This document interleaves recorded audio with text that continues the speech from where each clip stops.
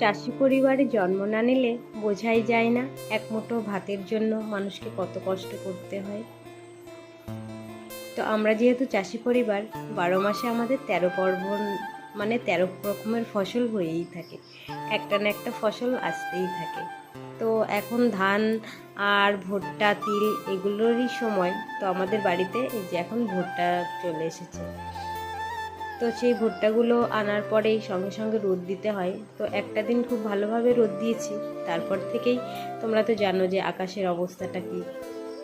তবুও ভুট্টাগুলোকে রোজ মেলতে হয়, রোদ হোক আর না হোক, না হলে গরম বসে ভুট্টাগুলো কালো হয়ে যাবে, তখন আর বাজারে বিক্রি হবে না।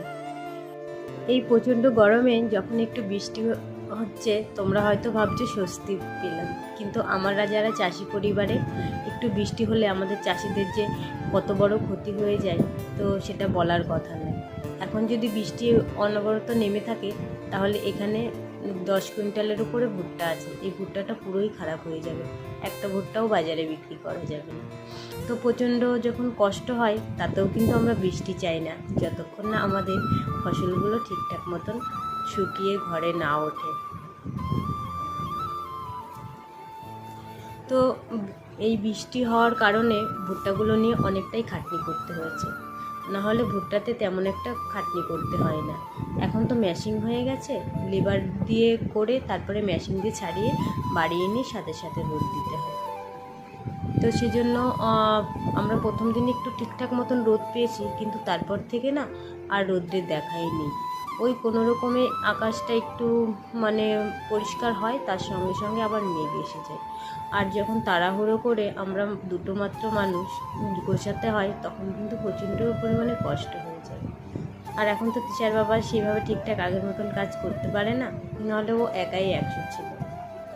আগে তো আমাদের বাড়িতে বিঘা বিঘা জমিতে ফসল আসতো, এখন তো আর সেটা আসে না। বেশ অনেক দিন বাদে আবার বাড়িতে যখন ফসল এলো, ভালোই লাগছিল। তো তিশার বাবা এই যে পাট দিয়ে টেনে টেনে মেলে দিচ্ছে, আর আমি গামলা ভর্তি করে করে দূরে নিয়ে আসছি, নাহলে অত দূর থেকে না পাট দিয়ে টেনে আনতে খুব কষ্টই হয়।